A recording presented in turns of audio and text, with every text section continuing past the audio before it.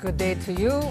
This is one more time Ricardo Diaz. I'm inviting you to listen through this whole show. It'll be short, but it is on CU Immigration Forum TV, where we bring you the news of immigration as they go nationally, statewide, and locally. And so for the last few episodes, I've been doing solo and that I don't bring in a guest, but it's because there's little tidbits to catch up.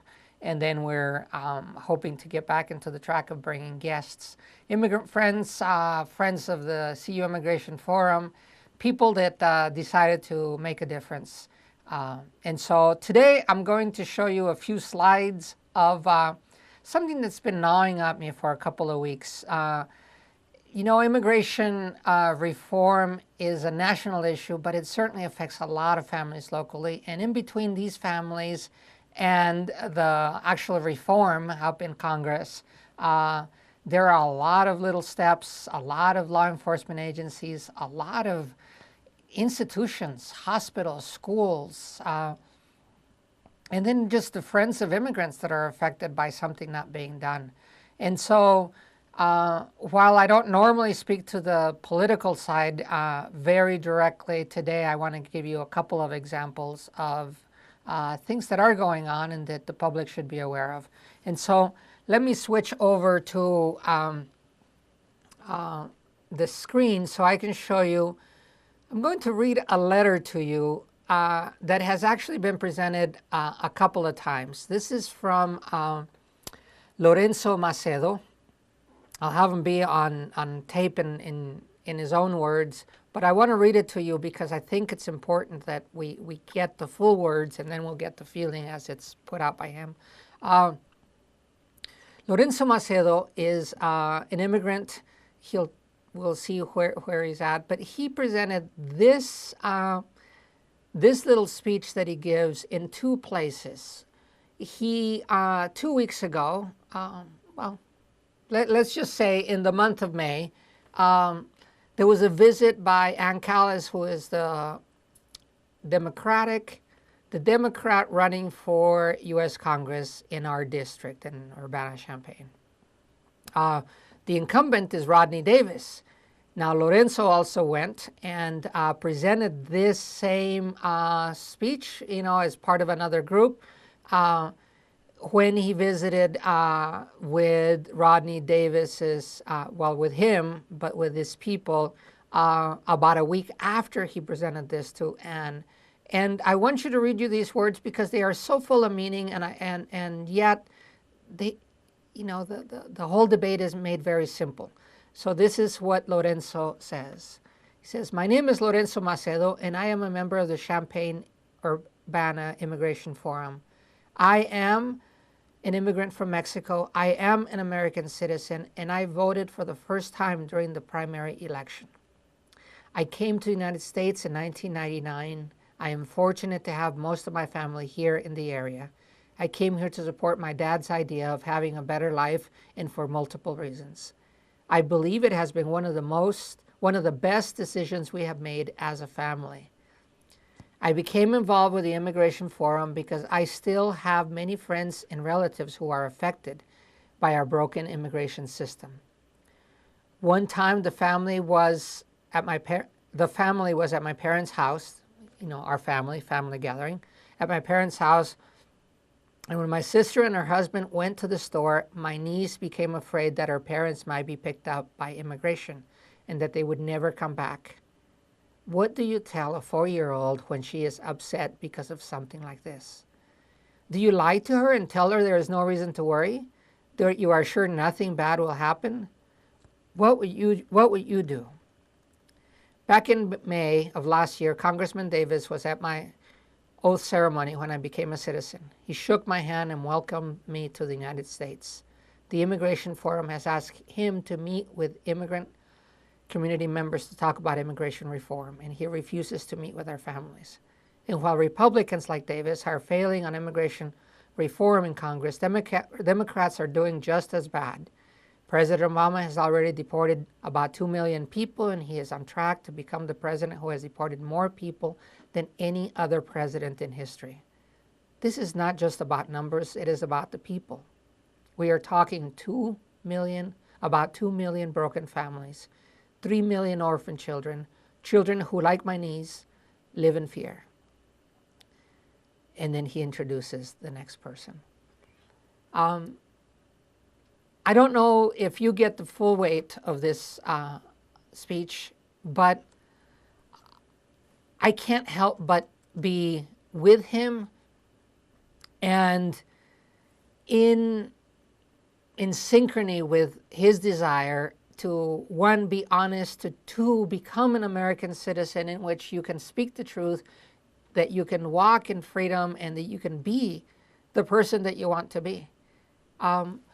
Anymore, I'm taking to calling immigrants prospective Americans, because this is the feeling, just as Lorenzo expresses this desire, this kinship with American, the pride of voting, all those reasons that one would want people to become Americans is happening right now. There are many more people that are in the process, many that have doubts, seriously, because of the antagonism towards immigrants, the lack of logic in many of the resistant situations that we find when it comes to immigration.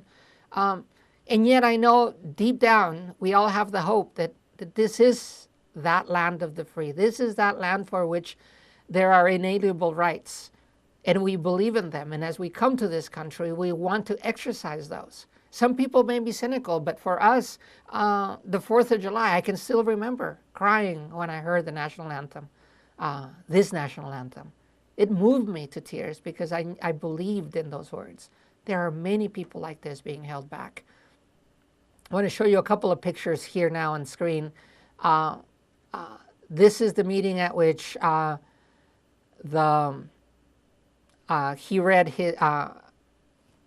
he read his speech, and at which Ann Callis was asked if she supported comprehensive immigration reform.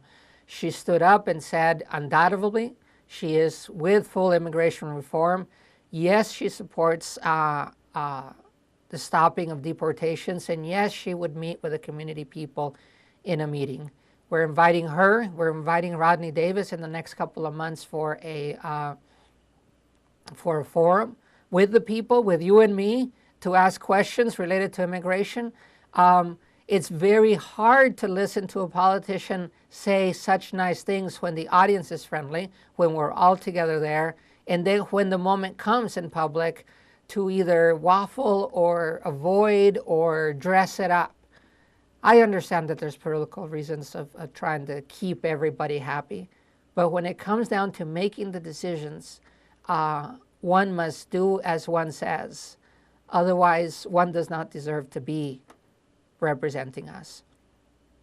And so these are the pictures from the meeting in which Ann Callis said she would be there and that she supported immigration reform. I have many times pushed back on people placing blame on Rodney Davis, because in private he has told us that he is with immigration reform, especially because the system is broken, and he says that he would support the DREAM Act, that is the DREAM kids, those that came in as youth. Let me show you, give me a second to get to the screen, because I need to show you one more. Ooh, here it is. So I want to call on Rodney Davis on this one, because as much as I will call Ann Callis or Rodney Davis, whoever, because I am like Lorenzo, both parties have done less than adequate when it comes to immigration. Less than they promised, less than they would, less than they know they should, is what really hurts. This is Congressman Davis's newsletter on Saturday, May 24th. And so he sends it out to anyone who signs up. I recommend it because this is our country. This is what they say that they are representing us with. And I want to show you down this, at this bottom part, this here says video of the week. Click here on the photo above to see Congressman Davis speak in support of the SAVE Act and 4 other anti-human trafficking bills considered by the House this week. Let me put that forward to you. Thank you, Madam Speaker. I want to thank Chairman Goodlatte for his leadership in the committee and all those who stood before me and will stand after me to discuss this important issue. I'm proud to rise in support of the SAVE Act. It is one step that brings us closer to our goals of ending domestic and international trafficking and protecting and helping the victims of trafficking. Last week, I hosted a human trafficking summit in Champaign, Illinois, to give my constituents the opportunity to speak directly with and learn from experts on this important issue. It was humbling to hear the personal story of a survivor, Mrs. Aubrey Lloyd, and see the passion of those offering services to help victims of this horrible practice. As a husband and a father of a 17-year-old daughter, this issue is deeply personal to me. When Aubrey talked about how one night she was doing her French homework, got in an argument with her mother, went to a friend's house, and wasn't able to return home because she'd become a victim of human trafficking. Aubrey was 16 at the time. That can be any child in America today who is held against their will. Congress is choosing to look directly at this issue and do our part to raise awareness and offer concrete solutions to end this abhorrent practice. Somebody else who joined us that day is Chris Baker. Chris has a ministry that removes tattoos, removes brandings of sex trafficking victims. Aubrey still had hers. Chris reminded me of a quote by William Wilberforce, where he said, "You may choose to look the other way, but you can never say again that you did not know." Let's work together to end this abhorrent practice. And I yield back the balance of my time. The gentleman's time has expired. The gentleman. So that's Congressman Davis on the SAVE Act. Let me show you now to be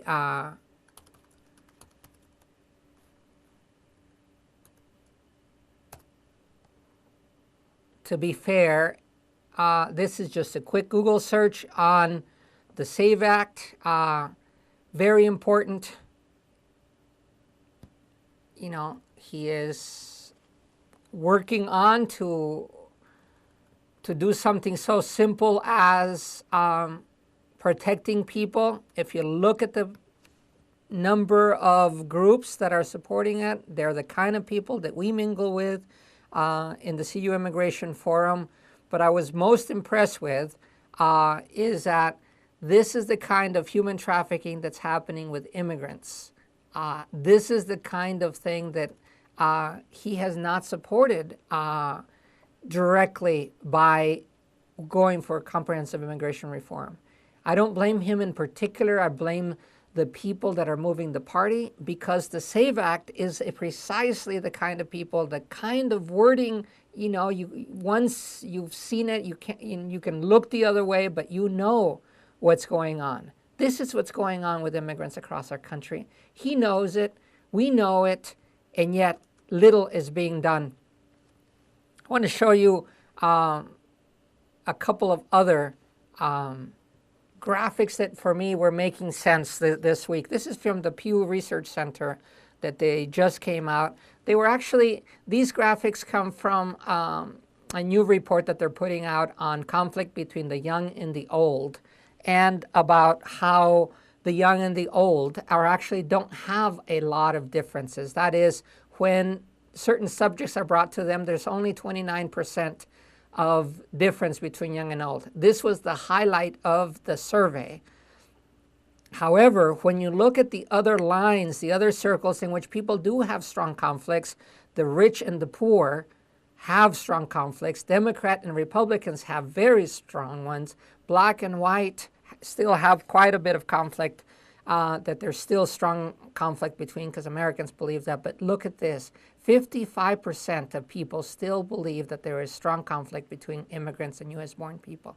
This struck me because when it really comes down to it, it is not true. Immigrants and U.S.-born people, when you put them living right next to each other, don't have conflict.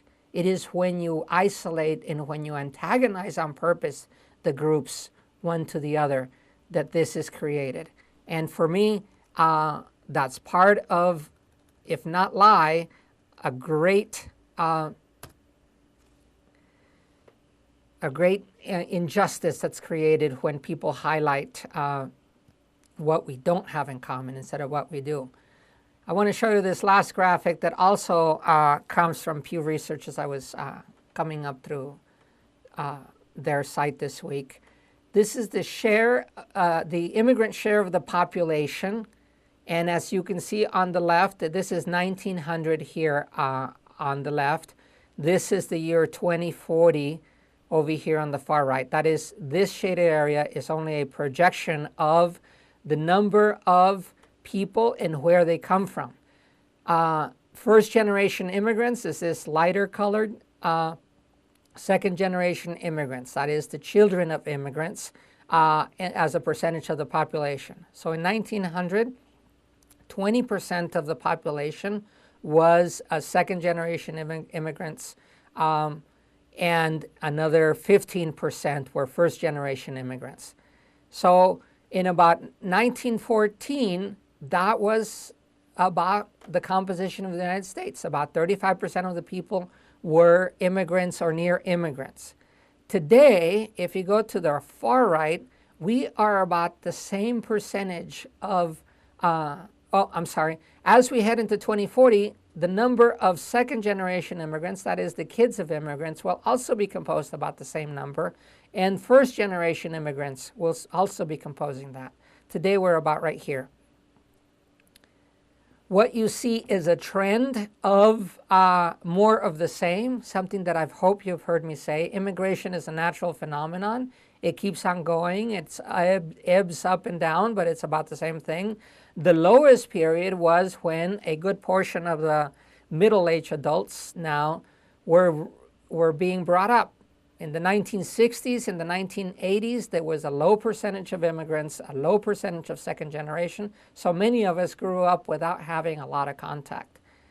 If you talk 75, 100 years ago, and if you talk in the future, people will be living right next door to each other.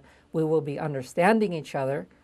We will be recognizing that these are real issues. We will be taking care of each other just like we do in this community. I guess for me, the message today is that politicians will come and go.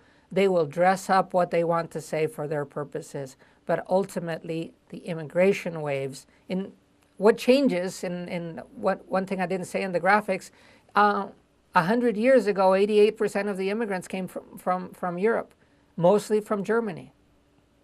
And as the waves of Jewish, of Irish, of Italians came, they were rejected again because they were not like us.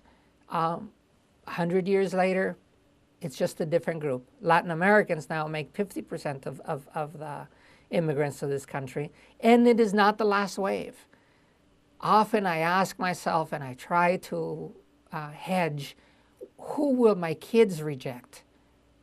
You know, as a Mexican immigrant in their second generation, I don't know who they will. I don't know what the future holds in terms of refugees and mass migration, but I know there will be another group. And I pray and try to prepare my kids to not be so closed-minded and so fearful. Instead, I've tried to have them mingle with others so that they have that empathy for the plight of those that need to leave their country and don't want to do so. For whatever reason, economic, natural catastrophe, war, whatever it is that drives people to move, no one moves because they want to leave. They all have to leave in one way or the other because the conditions back home are bad and therefore they are pushed out. Or two, they are magnetized, they are attracted to a better life. And I can say, and it's not always in the United States, but when it is, I want my kids to be ready, to be open, to be realizing that we have gone through this fight of understanding each other at this time. So that's the message from me today, that there are many more important fights to have on the principles that govern this nation, and that immigration just needs to be taken care of, needs to be channeled, and that the politicians must do what they know they must do, Democrats or Republicans. Just as you see the passion for people in other areas, like in the SAVE Act, this same passion for people is what we have in the immigration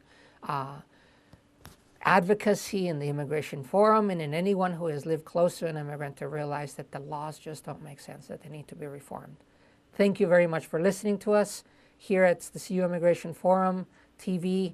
We invite you to come the second Tuesday of every month. We meet at the University Y, just west of the Quad on campus. We invite everyone to come, put their opinion. Yes, contrary ones too.